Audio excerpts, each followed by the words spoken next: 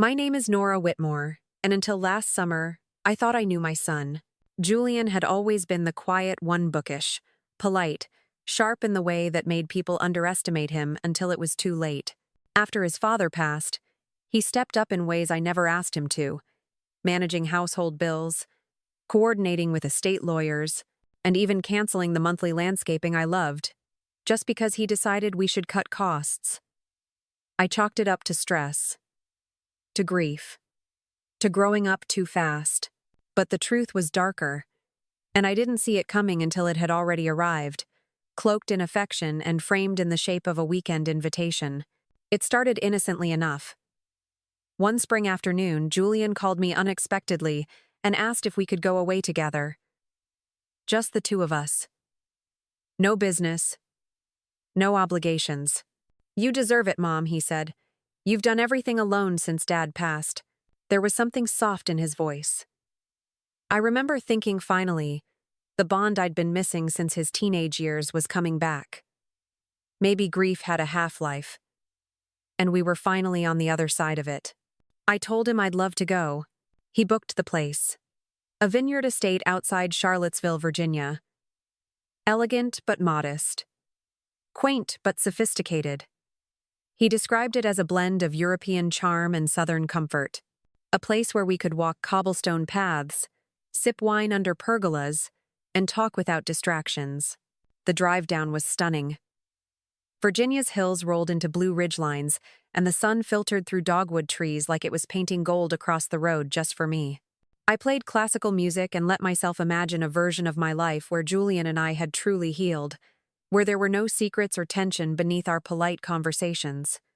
When I arrived, the place was like a scene out of a film. Tall iron gates, an old fountain flanked by rose bushes, and a main house wrapped in ivy. Julian was already there, standing on the front steps with a chilled bottle of Chardonnay in one hand and his phone in the other. "Mom," he called, waving. "You're going to love it here." He hugged me like everything was normal, like we were the perfect mother-son pair, ready to enjoy a vacation like old friends. And for the first 2 days, I believed it. We walked the vineyard trails, sat under the stars sipping wine, and shared stories I hadn't told him since he was a child. He listened, attentive, present, engaged in a way he hadn't been in years. But on the morning of the third day, something shifted. Julian came to breakfast dressed for a hike, boots, water bottle clipped to his belt, and a backpack slung over his shoulder. He smiled and said, "I found a trail nearby that's supposed to have this incredible overlook. Thought I'd check it out before lunch." I offered to come along, but he shook his head. "It's pretty steep. You should stay, enjoy the spa. Maybe book that massage you mentioned." I agreed, a little reluctantly, and he left. I waited. At first, with calm. Then, with rising anxiety. By noon, there was no sign of him. I texted, then called. One ring, then voicemail. I went to the front desk. No, they hadn't seen him. Maybe he was still on the trail? By 2 p.m., panic had taken root. I took my car and began driving the nearby trails, checking every access point, every gravel turnout. The estate sat near Shenandoah National Park, and there were dozens of ways someone could disappear. By 3 p.m., I was shaking. Then, at 3:17 p.m., I stopped at a scenic overlook to clear my head, and I saw him, Julian, on the beach below, laughing, shirt off, sunglasses on. And next to him, a woman, younger, much younger, blonde, tanned, and leaning into him like she'd always belonged there. I watched from the overlook in disbelief. I wanted to scream, or cry, but all I could do was stare. He hadn't vanished. He hadn't gotten lost. He'd abandoned me. He'd lied about the trail, about the time, about the whole trip. I drove back to the estate, packed my bags in silence, and left without telling anyone. I didn't stop until I reached home 6 hours and a full tank of gas later. I sat in the driveway, engine off, staring at the house Julian grew up in, wondering if any part of it had ever meant anything to him at all. That night, I opened the file cabinet in my study, the one that held the estate plan, the deed, the retirement portfolios, the quiet life insurance policy I'd never discussed with anyone. And the next morning, I began making calls. I called the real estate agent, the estate lawyer, the charity director. I was going to sell it all. Because if Julian wanted freedom from his mother, if he wanted the house and its history and the legacy his father built without the woman who built it beside him, then I would give him exactly that. But not the way he expected. I wasn't going to disappear. I was going to rewrite everything. 3 days passed before Julian even texted me. Everything okay? I had spotty reception in Shenandoah. Back now. Thought you'd be around longer. I stared at the message, rereading the careful tone. No apology. No mention of the woman I saw on the beach. Just that same distant cordiality, like I was one of his old professors or an aunt he spoke to out of obligation. I didn't respond. Instead, I poured myself a glass of wine, sat in my father's old armchair, and made another list. This one had 3 names. My financial advisor, a trusted estate attorney, and at the bottom Laura, my late husband's cousin, who now worked in private investigations. It wasn't that I didn't trust Julian. I had trusted him. But I needed to know what I didn't know. That weekend changed something fundamental between us, and I wouldn't live in ignorance again. By the following week, I had moved out of the house. I told Julian I was going on a writing retreat in Vermont, a half-truth.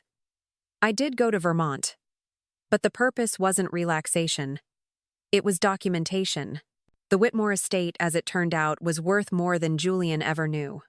My husband, Henry, had structured the assets through a series of hidden holding companies, one of which I'd quietly reactivated after his death. When Julian began taking over the family finances, I let him manage the surface-level accounts. The house budget, a few public trusts, the annual donations to the library, but the real money? That was locked behind layers. I remembered Henry's words when he created the backup trust, just in case one day someone close thinks they deserve it more than they've earned. Julian had done well in school. He graduated from UVA with a dual degree in finance and economics. But somewhere in his late 20s, the ambition turned sour. The girlfriend I saw at the beach was named Sierra. Laura dug up her profile. She had a history 3 short-term relationships with older men, 2 of which ended in court disputes over money and property. A pattern. I asked Laura to keep watching. In the meantime, I transferred the hidden assets, roughly $8.4 million, into a newly formed irrevocable trust.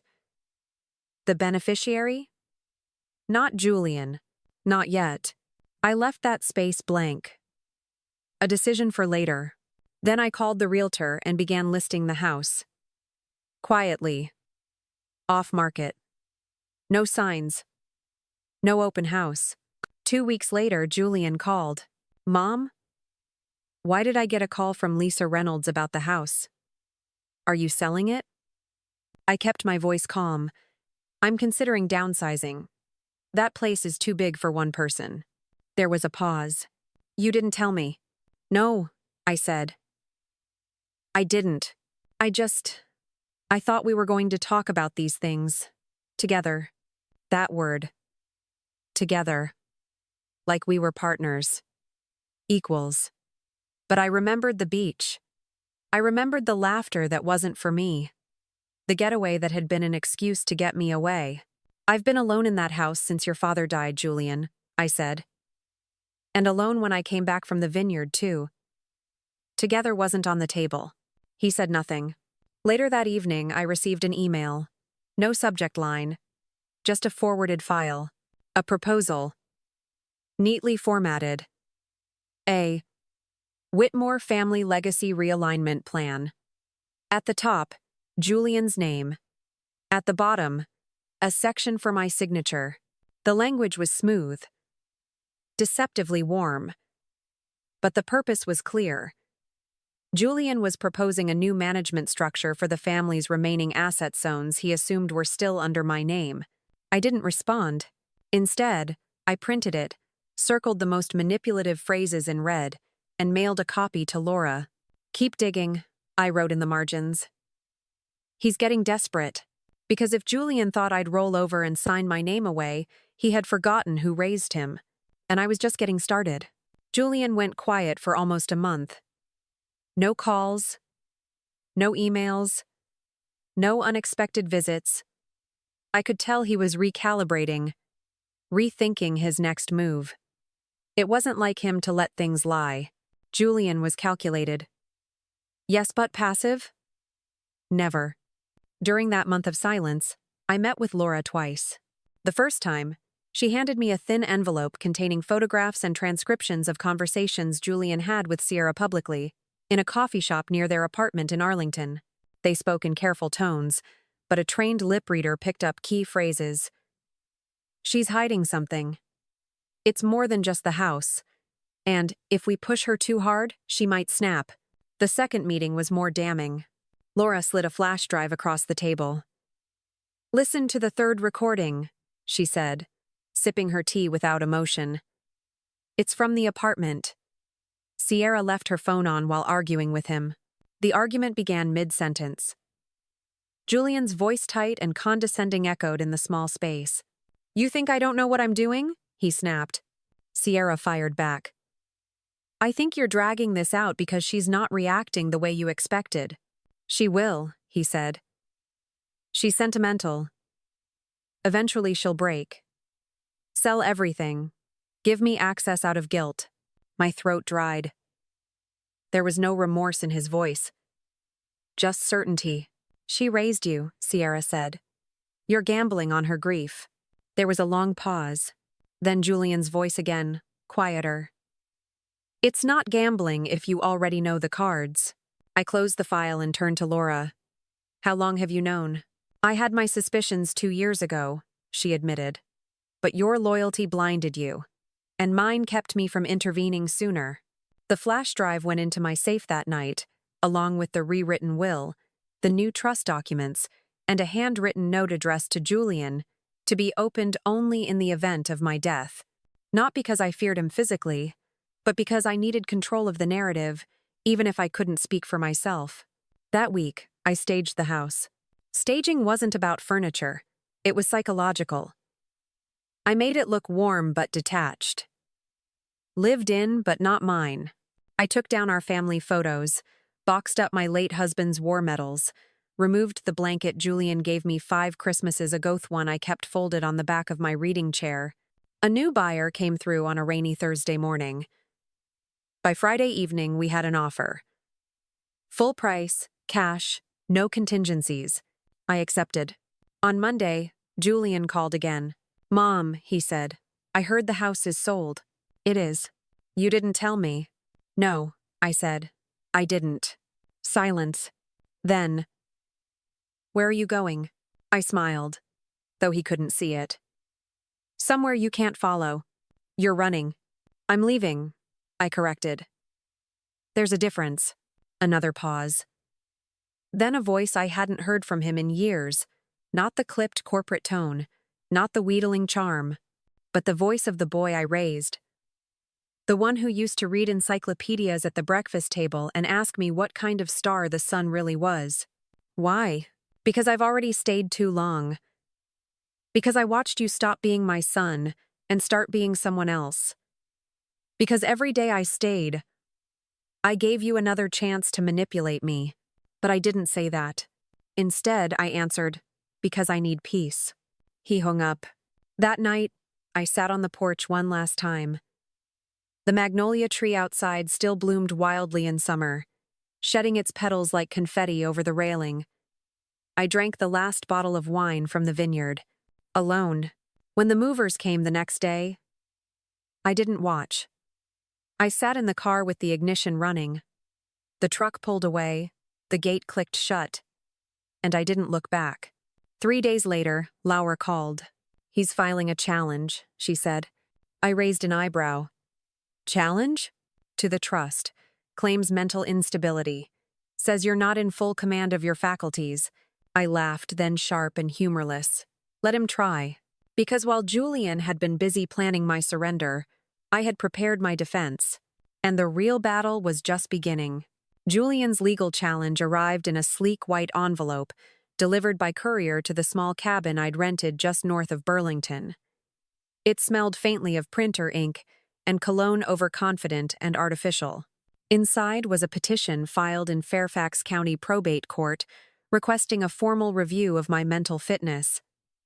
He claimed erratic financial behavior, isolation, paranoia, even referenced my sudden departure from our shared residence as evidence of cognitive decline. He called it protective concern.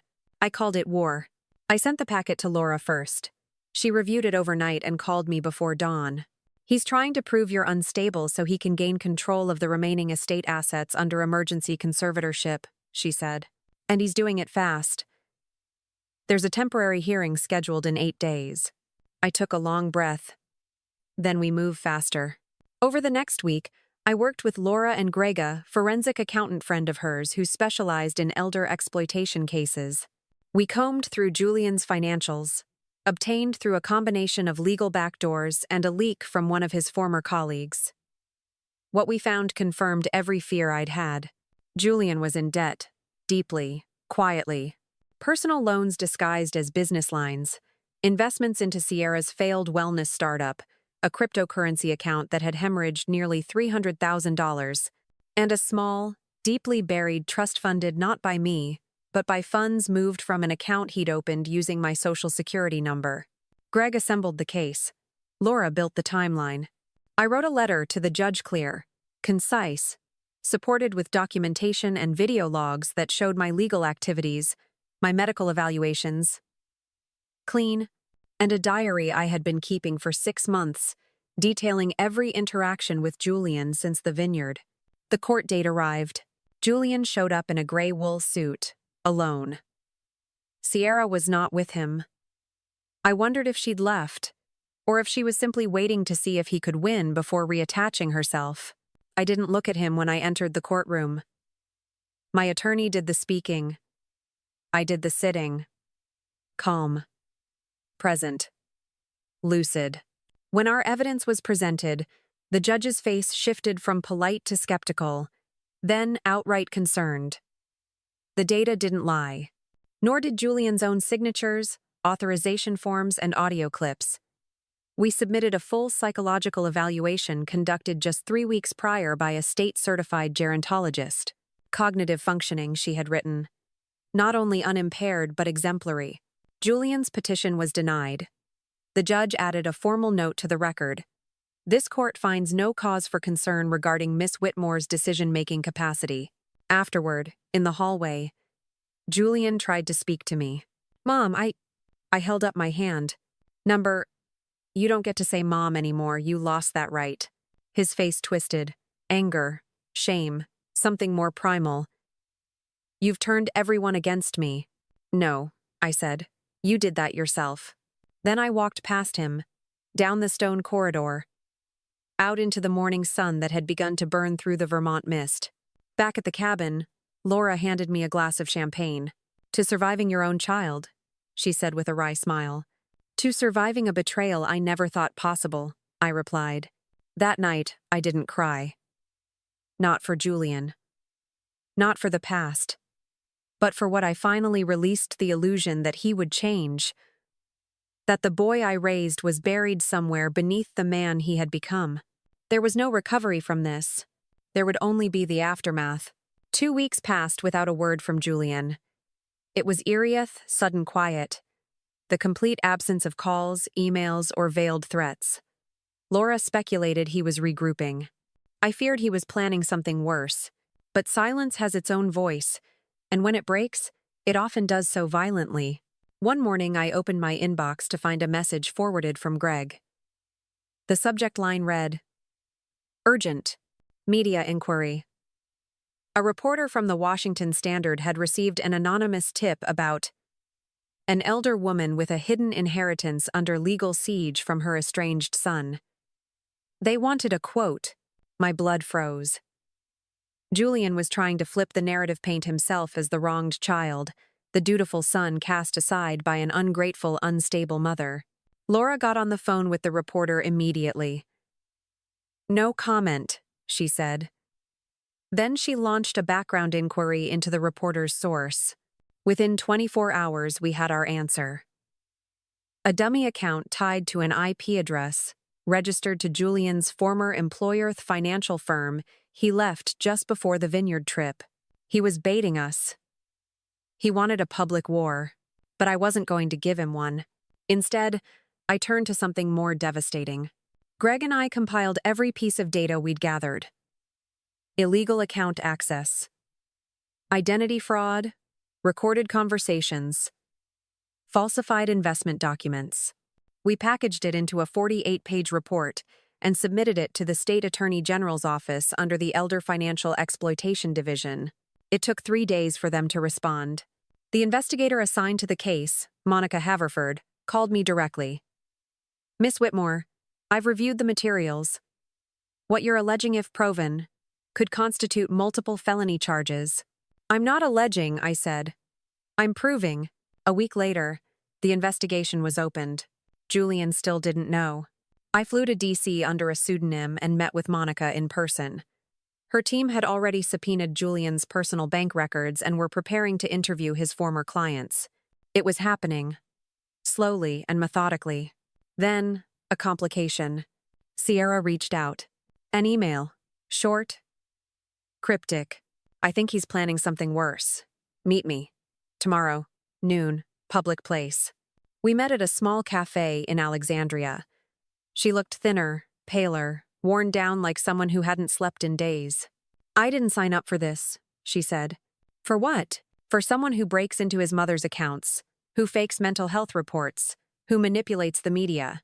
I said nothing. She leaned forward. "He has documentarial ones, old copies of your will, your ID. He's using them to create a backup plan." "A backup for what?" "In case the conservatorship failed. He planned to fake your signature on a power of attorney and drain what's left." I stared at her. "Why are you telling me this now?" "Because I'm scared," she said. "Because he's starting to scare me." I recorded the conversation. Sierra didn't object. When it ended, I handed the audio to Monica. It went directly into the file. That night, I received a text from an unknown number. "You think you're safe because you have the law. But I have time. Julian." He knew. I didn't respond. Instead, I sat in the dark cabin and poured myself a glass of whiskey.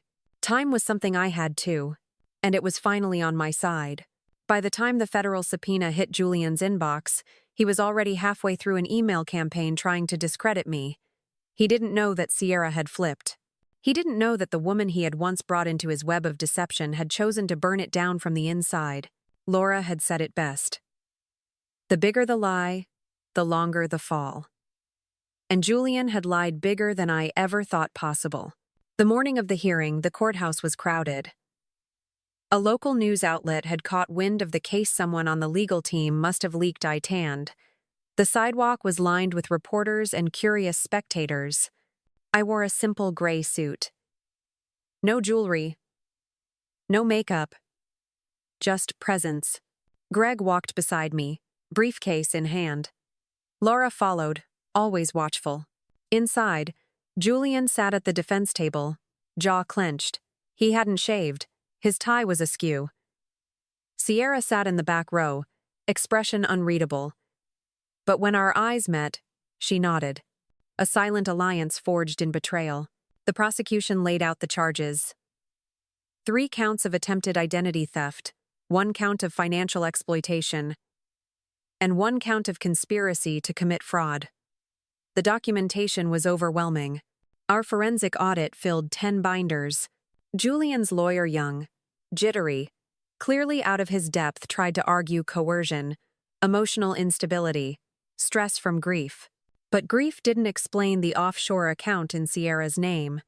It didn't explain the fake power of attorney. It didn't explain the forged emails or the signature inconsistencies. The judge listened. Patient. Measured. But I saw the tightening in her brow, and then I was called to testify. I took the stand and told the story not with venom, but with clarity. I recounted my son's transformation.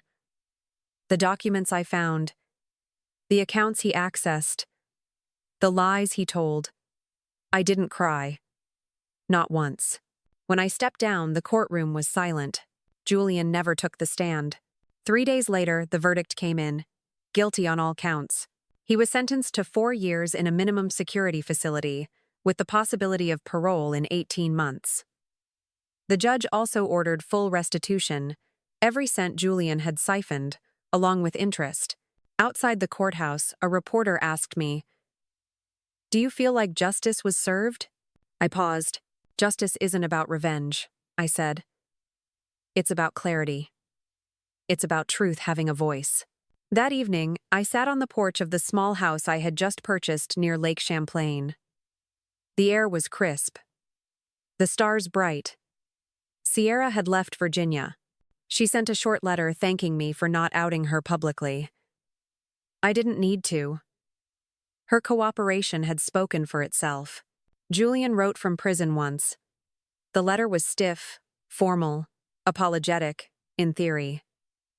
But I could still see the manipulation under the surface. I didn't respond. Instead, I finalized the trust.